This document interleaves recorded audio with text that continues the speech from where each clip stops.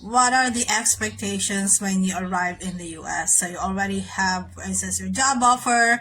Obviously, the next step would be to get your DS 2019 and then apply for your visa, right?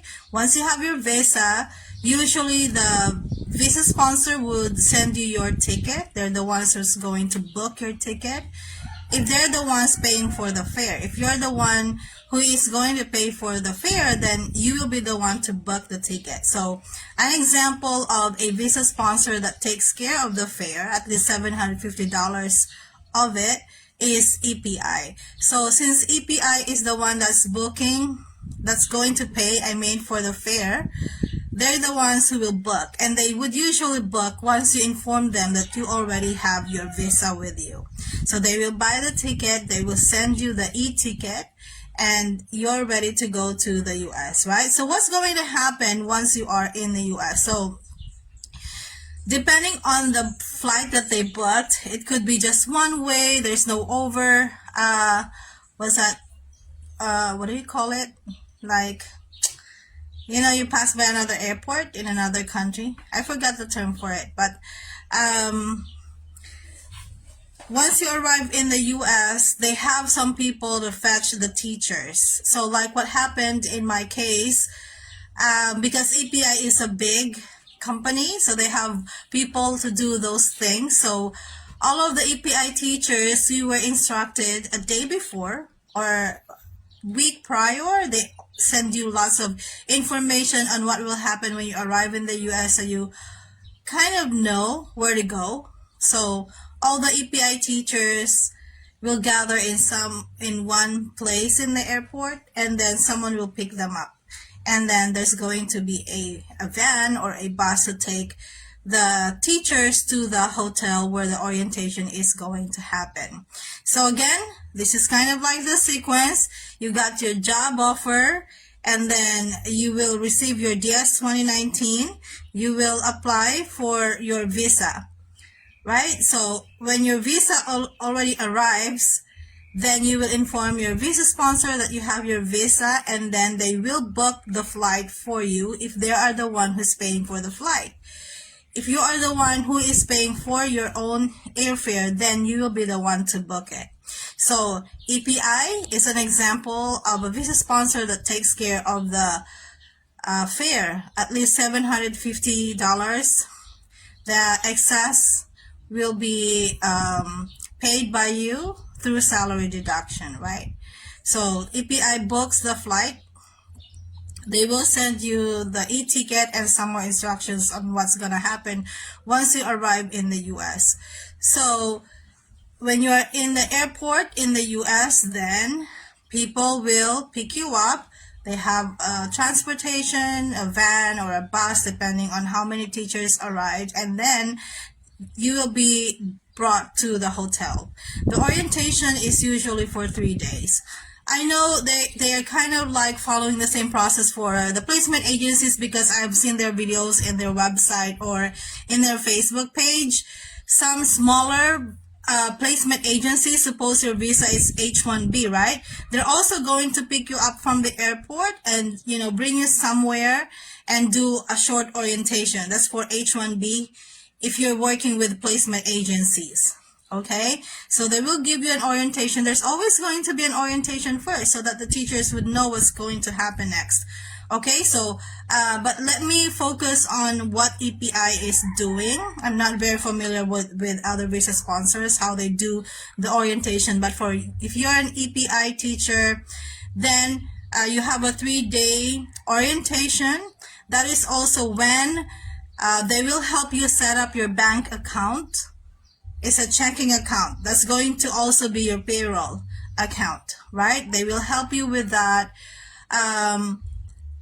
Also, they have like a partnership with some auto company. So if you want to get your car on that same week, they will also arrange it for you.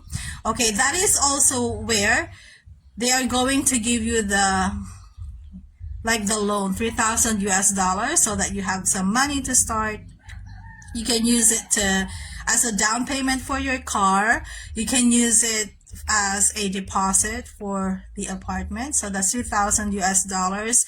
They don't put any interest into whatever loans you have. It's also it will be paid through salary deduction, but the deduction doesn't start right away. They usually deduct from your salary.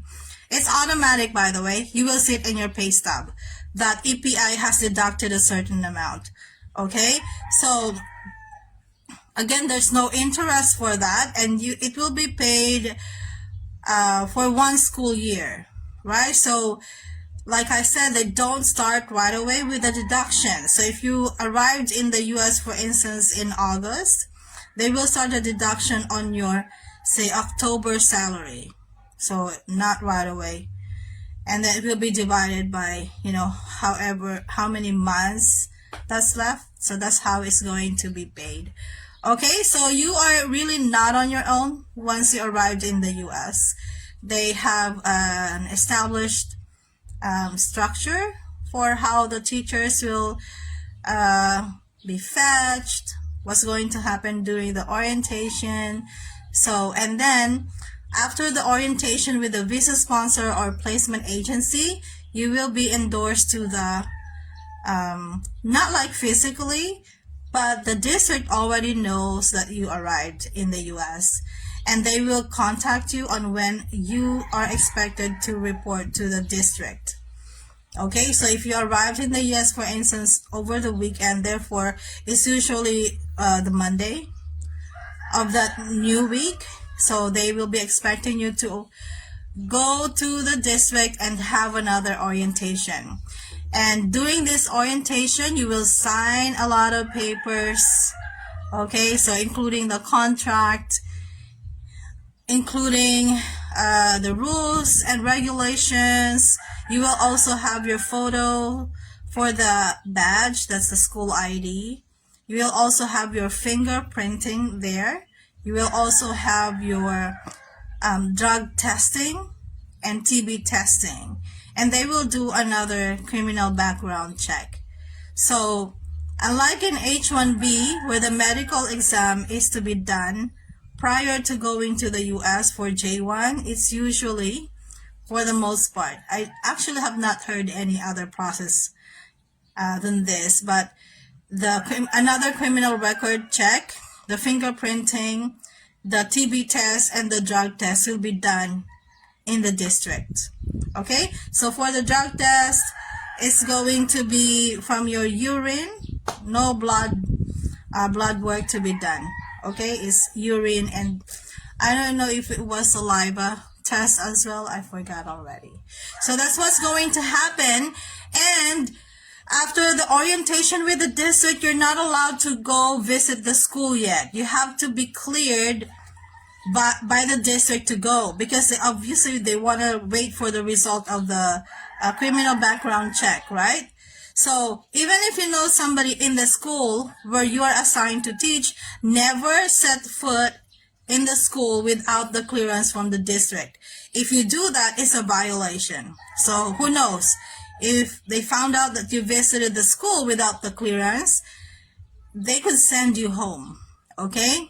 So that's my short presentation. I have lots of videos on my YouTube channel. If you haven't seen those, make sure to watch. Especially if you already got your job offer.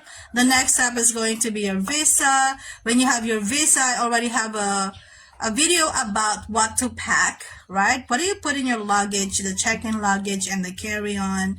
I already have those. What documents should you have ready in your carry-on, because it will be checked at the immigration in the US. So those things, make sure to watch those videos as well, so that you have an idea and you will not be, lost, not knowing what to do, right? So good morning, everybody. Welcome. I'm ready to answer questions if you have any, because I'm done with my very short topic about the expectations, what's going to happen once you arrive in the US.